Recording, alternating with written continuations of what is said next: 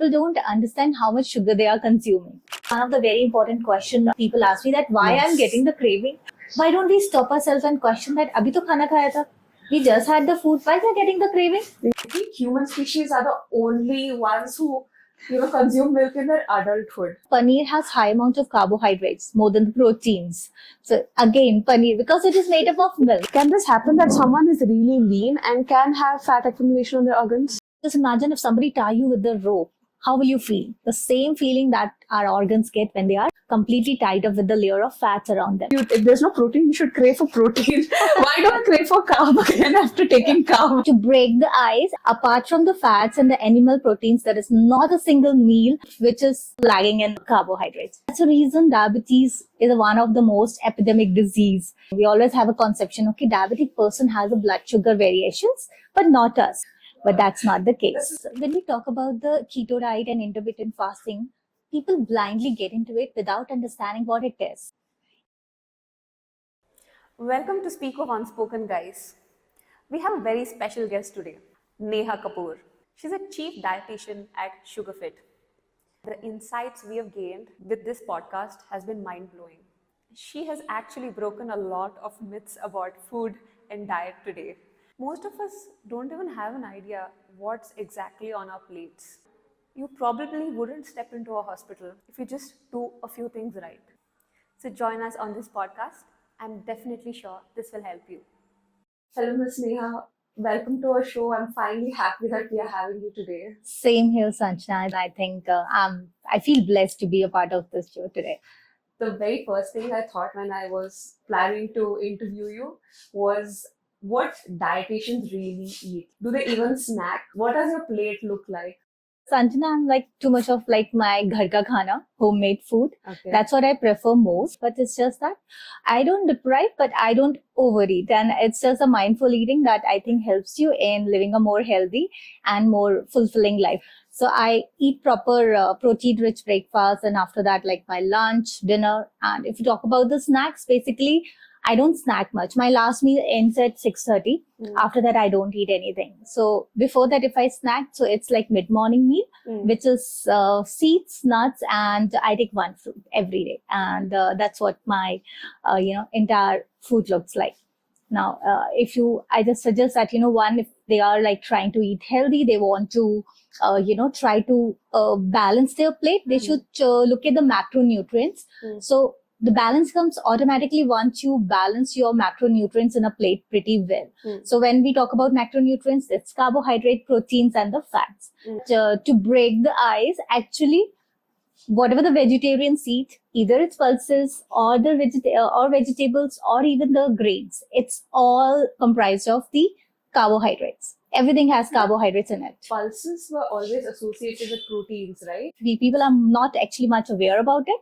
Proteins consist of the lentil carbs. It is the lentils which also consist of the carbohydrates. Apart from the fats and the animal proteins, there is not a single meal or the food which is, lagging in carbohydrates. We've always been in this notion that we are having dal every day and there's enough proteins in my system. Yeah. So it has proteins. It's not that. The major ingredient in the pulses is protein. But then it is a lentil carb because it is a combination of proteins and the carbs together. And my major carbs come from the carbohydrates, which is from the rice and the anything made up of wheat. Right. But it's not the fact. Actually, whatever we are eating, apart from the fats, oils, and your animal protein, everything has carbohydrates. And that's the reason diabetes is one of the most epidemic disease. People are having lots of diabetic, cases in India and over the globe. So what comes under proteins in that case? When we talk about the proteins, definitely the pulses. Like for the vegetarian, the best sources of proteins are the pulses. And the second best source is the legumes. So pulses like any sort of dal, right? And when we talk about the legumes, chole, rajma, lobia, all these, legumes, these comes under the protein section. Now, for vegetarians, we can also go with the second class of proteins. It's your like we take the soya bean, we talk about the paneer, tofu. These are all again the second, sources of protein. What is really a balanced diet for Indians? How do you actually break the meal? Now that you said carbohydrates are also present in pulses, how much of carb should I really intake? So I can't really go and weigh my carb every day, how much of grams I'm eating. So So is there yeah. a way to measure that?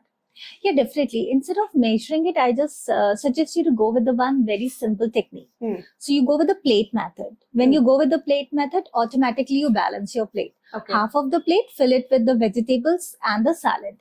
So either it's in a raw form or in a cooked form. Just make it like half of the plate filled with the vegetables, because that's a carbs which is loaded with vitamins and micronutrients and the minerals. Mhm. So this gives us a protective layer. It Got it. increases our immunity. Right. Second, 1/4 portion, like 1 katori of either the pulses, or you're having the fish curry, chicken curry, whatever you're taking, a source of protein should be there in 1/4 portion. Rest 1/4 portion should be kept for the grains. Either you eat the rice or quinoa or chapati, whatever you're taking, just keep in a 1 portion. So if you visualize your plate, half plate is filled with vegetables, 1/4 with the proteins, and 1/4 with the grains. That's a balanced way. You were just mentioning about the coating, right? So I've heard a lot that it's not the kind of things you eat. Sometimes it's also the order in which you eat. The sequence Absolutely. matters. Yeah. Can you explain that a little bit? Yeah, so meal sequencing, it's one of the most important aspects. So salad is something, the vegetables are something which gives you the enzymes which are required for the breakdown of food. So having the salad first gives a covering to your gut, which helps in reducing your blood sugar readings. So generally, it's like we always have a conception, okay, diabetic person has a blood sugar variations, but not us, because we are not diabetic.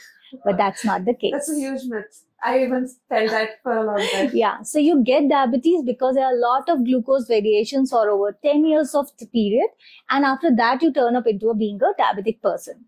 But what exactly matters? Any disease. It's not about diabetes. Diabetes is just a symptom. It's just the starting point. But any disease, if you talk about cancer, if you talk about, any Parkinson, Alzheimer's, they all come up with a lot of glucose variation through your eating pattern.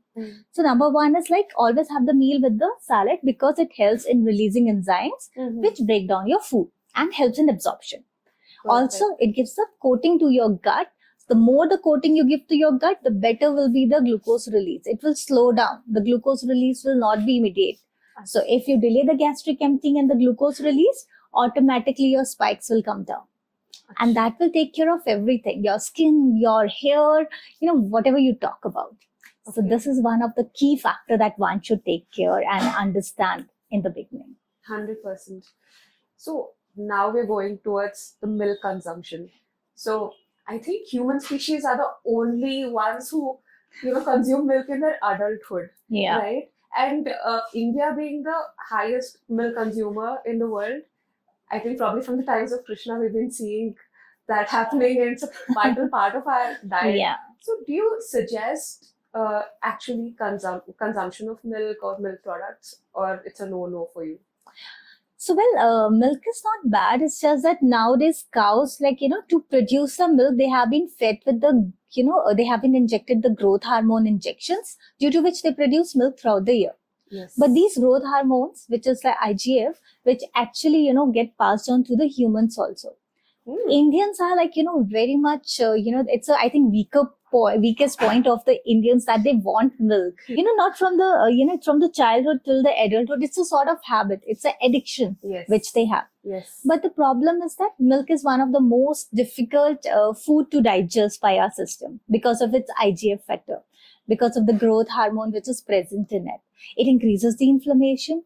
It actually, leads to a lot of gut irritation. It irritates the lining of the gut, which is a protective layer, and it works as a gut, toxin barrier in the body. So that's why I don't suggest anyone to have the milk. If you are taking, just restrict it to 50 to 90 ml or 100 ml a day. Should not exceed more than that. Do you think curd is a better form of milk? Absolutely. When you are changing the milk to the curd, that entire formation changes its entire, composition itself. Achha. So basically, from milk to curd, that means it becomes and turns out, more of the probiotic, which helps in fixing the gut health. Okay. So that's more safe and much So better milk option. spoils it, curd fixes it. Curd fixes it. Yeah. But you have like a lot of alternatives for the milk. It's not that you should restrict yourself from the milk and you don't have any other choice. We have the oat milk, we have the almond milk, nuts milk that can be prepared at home also. And it's just a myth that we can't do it. It's a long process. It's a very simple process that anyone can do it at home. And it's very simple to incorporate in your diet. Perfect. Yes. No milk for now. So, but reduce it gradually. I don't say that, depriving yourself from anything actually helps. It should be a sustainable process. Okay, today I decided I will not take the milk, 100%. will never happen. Do it gradually, okay? Reduce the portion size and then stop it. That's the right way of telling yourself and preparing your mind for the change. And a lot of kind of diet which focuses on protein, I think a lot of people start eating too much paneer and stuff like that. Yeah. I mean, that is again irritating your gut in some way. Absolutely, because paneer has high amount of carbohydrates more than the proteins. So again, paneer, because it is made up of milk. Milk has lactose, right? Yeah. What is lactose? Lactose is a sugar. Anything Yes. which is ending with OSE, ASE, it's all sugar. Oh my god. So when we are taking the milk, that's why I said anything which is apart from fats and animal protein, it's all sugar. So we eat too much of sugar and carbohydrates because end product, how it is breaking down, it is breaking down into the sugar only, glucose. So one is an indirect sugar that comes from all of Yeah. these places, and another is the actual sugar Actual which we sugar. consume. Yeah. So a normal person don't even know that these has sugar, but at the same Yeah. time your tongue is accustomed to eating sugar, especially in India. What do you think about how much it can be consumed? And in a day, is it okay to consume for a commoner? That's a very good question, Sanjana, because people don't understand how much sugar they are consuming. Yes. They feel that okay, this is like dal, this is like I'm taking milk only. It doesn't have a sugar. But Yes. at the end, they all are breaking down into the glucose, which is sugar at the end. So, according to the American guidelines, new researchers, they have completely stopped any form of additional sugar because we already have so much of sugar in the food. But still, if you just go with the usual allowance, should not go with the more than 6 grams in a day. So it is like 1 teaspoon to 2 teaspoons, should maximum stick to that. Again, when we're talking about the sugar, I think people also have the concept, okay, jaggery to acha hota hai. Dates we can have. 100%. Okay, right. So honey, jaggery and dates, something, it's not a sugar. But God, please come to the fact and break it down. What you're getting at the end? Again, glucose, form of sugar. So what doesn't break down into glucose? I'm really Only the fats, oils, avocado, any of the nuts, seeds, they don't break down into the carbohydrates and they don't have much carbs. So it's basically no carbs food. So they never break down into the glucose. It breaks down into the fats. And apart from that, animal protein, your egg, fish, chicken, these are all no carb food. They never break down into it. It always breaks down into the fats. So it's like we cannot stop Indians from eating the sugar because a lot of festivals, festivities, occasions where the celebrations means sweets. So how we can give them the alternative? You can go with the monk sugar in moderation. You can go with the stevia in moderation. We can also go with the natural sugar, which never breaks down into the glucose and they never give a spike. Can you repeat what they are, like the word? Sure. So when we talk about the stevia, it's a plant. Okay, stevia is a plant which leaves you can like extract and grind them and use them you get the stevia powder in the market. That can be used as a sweetener in your sweet dish. Again, we have monk fruit. Monk fruit is a natural plant-based sugar, which again we are not preparing. It's like naturally there in the environment, which you can extract from the fruits. You can just extract from the leaves and that can be used to prepare the sweet dishes. So that's much better because they have a 0 glycemic index. They never give a spike. Again, when we talk about the sugar-free, that too also processed, human-made. Yes. So that can give a little bit of spike. All sugar-free are not good. But stevia, monk fruit, these are the more safer option. Yes. When you speak of glucose, I just remembered, so Germany has introduced sugar tax, right? So sugar tax is basically all the industry which produces so much of beverages with sugar. So they are having excess tax on that so that they reduce the amount of sugar in that. Do you think we should bring that to India as well?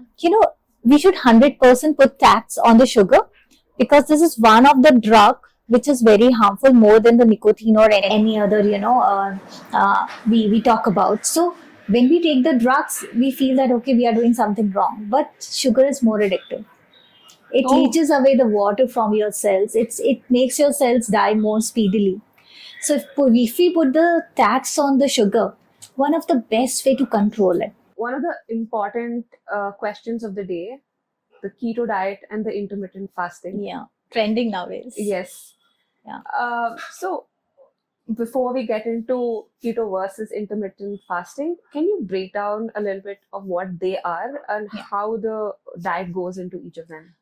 I think such a very important question again, because when we talk about the keto diet and intermittent fasting, people blindly get into it without understanding what it is. So when we talk about the keto diet, it's like basically you are using fats as a source of energy. Your liver is breaking down the fats into the ketones, which is used as a source of energy. So means internal fat is getting broken down to give you the source of energy you require, and that helps in burning out the fat much more faster. Secondly, even because it has zero sugar, zero carbohydrates, it helps in the diabetes, control also. But do you think that keto is sustainable? Can anyone be on the fat food because there is zero carbs? Indians are meant, they cannot go without their chapatis, rice. No. Either you talk about North India, South India, any part of the world, Yes.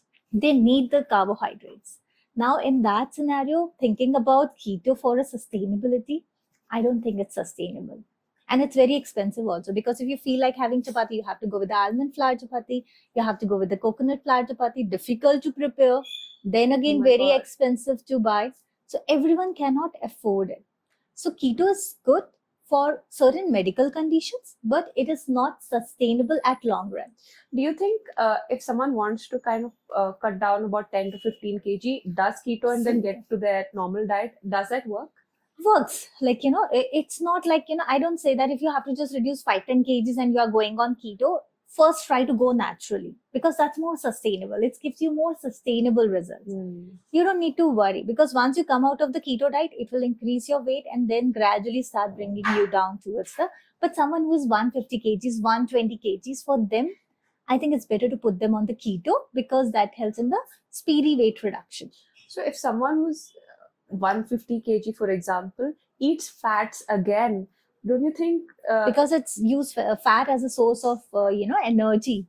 There is zero carbs in the keto diet, so they start burning the fat for the source of energy, which helps in burning the body fat more faster. One more aspect of it, when you're burning the fat, during that time, what happens? Which food gives you the highest satiety values? Your protein and the fats, because it takes longer time to digest. But for people who are having so much of craving, who can't control their portion size, for them it's a boon.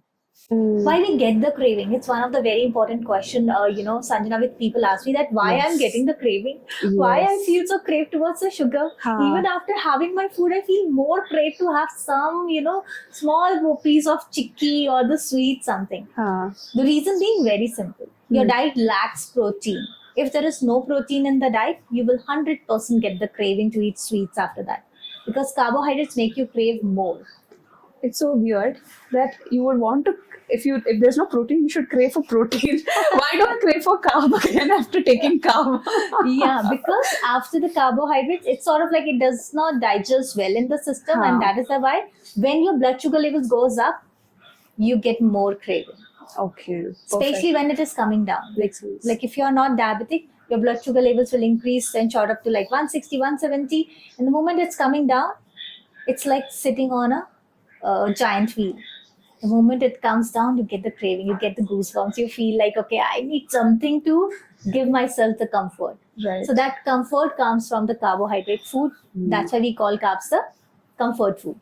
Why don't we stop ourselves and question that, abhi to khana khaya tha? We just had the food, why we are getting the craving? Yeah. Something is missing. And that missing lead is the proteins and the salad in the diet. If there is no vegetables, no proteins, you will get the craving. Perfect. So intermittent fasting. Now coming to the intermittent fasting is basically, it's one of the best way, because what you're doing, you're eating for 8 hours window. That's like, our circadian rhythm. And then for next 16 hours, you're going on a fasting stage, even helping you to reduce the weight, clearing your skin, your hair health, your overall body cleansing, because it takes care of everything. Okay. So when you're fasting, the body can focus more on the digestion process. The body can focus more on the repairing work. Right. It can help you in healing the body within itself. But when you're continuously eating, what happens? The most of the 95% of energy is going in digestion. So rest of the energy left for healing process is very less. Yes. So we are not able to repair our system on its own. Yes. So calming eating, in a particular window Yeah. helps you in a better repairing work. It helps in boosting your immune system, fixing any of the body ailment. Either we talk about insulin resistance, which is the main reasons for diabetes, or talking about the unhealthy skin where we get a lot of pimples, a lot of skin related issues, or we talk about the Parkinson. They all get healed automatically in a natural manner with the Wow. intermittent fasting. Does that mean in that 8-hour window, I can just kind of eat anything? And because I'm fasting for 16 hours, so I should please myself. That's a very, very good question again, because people think, okay, I have fasted for 16 Yes. hours, now I'm allowed to eat anything. Yeah. No, but you have fasted for 16 hours, but that 8 hours of window, you should eat what actually, are your major needs. Should not keep on binging. That way you are overexerting your digestive system, which is not giving any rest for the digestion. And it leads to a lot of glucose fluctuation in the system, due to which we start gaining more weight. So instead of losing, you start putting on more weight. Prepare your body for that change. Start with the 8 hours of fasting, then increase it to 10 hours, 12 hours, and then come to the 16 hours of fasting. No. Secondly, how to break the fast. It's very important. Acha. Whenever we are, fasting, we have not been eating. Our body becomes like, it's into different mode. Yes. It's working on the repairing work. All of a sudden, when we put too much of food, a heavy breakfast, in our body, what happens? The system becomes sluggish. Oh. Right? When the machine starts, we have to give it some time to Yes. take the, Correct, pick up the correct. pace. So give it some time to relax and restart. That helps in absorbing the food much better and without giving you any indigestion, bloating. But if you eat the heavy meal, it will lead to the bloating, it will lead to indigestion, you will feel sluggish, and the food will not get digested in the system. So you have to design, and that's why I say that, listen to your body, what your body asks for. Don't try to experiment on different things. Okay, one day I will skip my breakfast, one day I will skip my dinner. Calories are more till the lunchtime, so I have to not eat my dinners, today. Eat all the meals, take care of the portion, being more mindful, and make sure that you are drinking a lot of water, because if you are keeping yourself hydrated, you never go overboard with the food. Yes. If you are eating a lot of salad and vegetables, you never go overboard with the food, and that brings a sort of balance. So when I say that, eat everything and enjoy everything, but mindfully. It is actually kind of simple, but probably we are not well aware of what the food consists of and what it eventually breaks down into. I think Yeah. these are the two things we should know as Yes. eaters.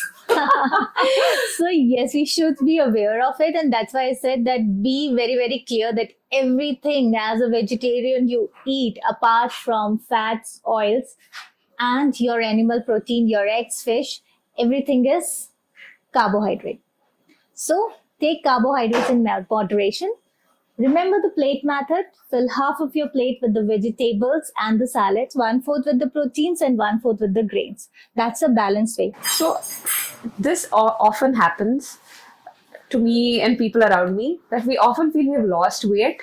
We feel the body shaping up, but on the weighing scale, the weighing scale doesn't go down at all.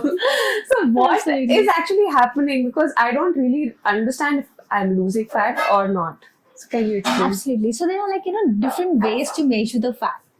Number one, inch loss is one of the best way to measure it, because when you're losing in inches, that means you're losing fat. Acha. But when you're losing on the weighing scale, it can be the fat loss, it can be the muscle loss. So when it's fat loss, it's okay. But when we talk about the muscle loss, it's really not good, because that's a building block of our body. We are completely having a good strength because of our muscles. Weighing scale does not give us a clarity whether it's a fat loss or a muscle loss. So there comes the BCA, right? Body Composition Analysis Machine, which helps us in analyzing which fat percentage is more in the body. Whether we are losing the visceral fat, which is the fat around your vital organs, or we are losing the subcutaneous fat, which is your fat around your skin, or we are actually losing the muscle mass, either the bone muscles or through the losing our actual muscle mass. This gives like skeletal muscle that gives more clarity on it. So I suggest go with the body composition analysis, or we can go with the DEXA scales. So DEXA scales are like nowadays available in many of the laboratories or the clinics, which helps us in understanding the fat, distribution inside the system. So this gives more clarity, and it's more easy to identify what is the actually burning issue, and we can work on that. Do you suggest people to have this like once a year, twice a year? Any suggestion of such sort? I feel like smart scales are available nowadays, which is a body composition analysis. Smart scales are available on the Amazon or any of the website. We can go with that. We can keep it at home. If you check yourself, like if you're lean, it's okay, check once in a month. But if you are fat or you feel that you have excess body weight, then check it every week basis. That helps you sort of understanding what percentage is going up, what is going down. Right. Even if you have a one cheated meal, you can see next day your fat percentage has gone up. So it gives so much spontaneous result and clarity on a regular day-to-day basis. Can this happen that someone is really lean and can have fat accumulation on their organs? Yeah. So if you've seen in India, people are, if they are lean, still they have the belly fat. Yeah. What is the worst thing is the belly fat. Okay. So they're measuring the belly through the measuring tape also helps you in identifying whether you have excess fat or not. So if- you have fat in belly is equal to having kind of fat in your organs? so where all we can have the fat, we can have the fat under the skin. Yes. We have the fat accumulation on our organs. So like heart, liver, kidney, it gets a layer of fat around that. And you just imagine if somebody tie you with the rope, how will you feel? The same feeling that our organs get when they are completely tied up with the layer of fats around them. They can't function. And that's why we get the cholesterol and the blockage in the heart, because it's, what is it? It's all the fat at the end. Also, are there any foods that can actually go and target on the fat that's on the organs, etc., and break that down? Are there anything of such? So we have the keto diet for that. But then again, more than the keto diet, the best one short solution is that every day 30 minutes of exercise. But is that exercise means walking? No. Walking is just the cardio. It's good, but it's not the best exercise to burn that fat. So for that, we need strength training. We need TheraBands workout, or we can go either with the light little bit of weight training. Why we gain the muscle mass? When we are doing something opposite to the gravity, when you are, lifting the weights, Correct. or you're doing the TheraBand workout, that helps in improving your muscle mass. It breaks the muscles. The muscles are small. It breaks the muscles, and when they regrow, they become more larger in size. And that helps you in making your body more stronger. And it also helps you in getting more speedy detoxification inside the system. The more you cleanse your system from inside, the better you glow, the better will be your performance, and overall our well-being will improve and our longevity will improve at the long run. And people completely ignore. They are too much into work. The demand is so much. Expectations are high, due to which people have high stress levels. Again, they are sitting non-stop in front of the laptop. Nowadays, because of the too much and prolonged sitting, they have less blood circulation. And that's why the one thing which comes is the outcome, is your thigh fat, your lower body fat percentage increases, your belly fat increases. Why? Because the blood circulation is not happening properly under the belly area or your thigh area. And that's why you see most of the people who have a sedentary job or who are sitting for a prolonged period, they have the lower body fat percentage on a very higher side. So what is happening? Lymphatic flow is not happening. Your blood circulation is not happening. Now, when the blood circulation is not happening, what is the outcome? Your nutrients are not absorbing. Like, for example, if you had the food and you sat for almost next 3 hours, the circulation did not happen. And that, and that is actually leading to a lot of problems like your digestion and absorption of food is not happening. Either you are very obese or you are very lean. You want to gain the weight, you are not gaining the weight, because absorption has to take place to get the ideal body weight. Right? So stress will be there, either through the physical or the mental stress, which we all have in our life, but it's completely ignored in factor. The more the stress, higher will be the stress hormone, which is cortisol. It is one of the enemy of our body if it is in excess. That light stress is okay. Everyone needs it to go a little bit, extra mile and perform well. But when you're having high level of stress levels, what happens? Your body starts storing fat. It takes it at a stage of emergency. Body gets indication, your brain tells, okay, cortisol levels are high, come on, let's work, start working. It asks liver to release extra glucose so that body can get the energy to work. It starts storing extra fat so that in future, if you are not able to eat or you are not in a position to survive, body can sustain that, because body is such a smart mechanism. It has a backup plan for everything. Right, right. So the moment any particular hormone goes haywire, it starts showing its action immediately. So that is why prolonged sitting leads to lymphatic problems, blood circulation issues, obesity, absorption of nutrients go haywire, and you get a lot of deficiencies. Again, the stress is something that doesn't go in a while. It is there till the end of the day. Yes. When you're going to bed, it disturbs your sleep. And if your stress levels are high, again, it increases the hunger hormone. And it makes you eat, too much. You eat more than your usual appetite and the diet. And that's leading to, again, to obesity. So Indigestion. everything is a chain reaction. It's a domino effect every time. Yeah, it's all like, it revolves around each other. So every action leads to some reaction.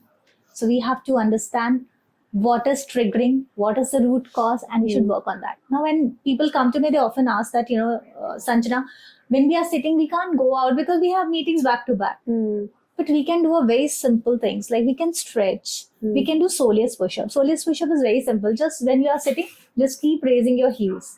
No? Keep raising your heels. It uses your calf to increase the glucose absorption and increase the blood circulation. So that's something which is very easy, and we can do it while sitting also. So yeah, I think that was amazing, insightful, and it was quite, it shook us all basically to actually learn that there's a lot of food which we think that it's made of different things and actually made of completely different things. Effects are very different from what we are assuming. I think this will bring a lot of insight and a lot of mindful eating into people's life. I believe that there's a lot of message into this particular podcast that I hope people adapt into their lives. I really thank you so much for being here and sharing everything that you do. Thank you so much. Most welcome, Sanjana. Thank you. Thanks, everyone. I hope this was useful. And if you'd like to buy the products suggested by our speaker, you can find them in the link below. Please do share, like, and subscribe to our channel. Thank you for your love and support.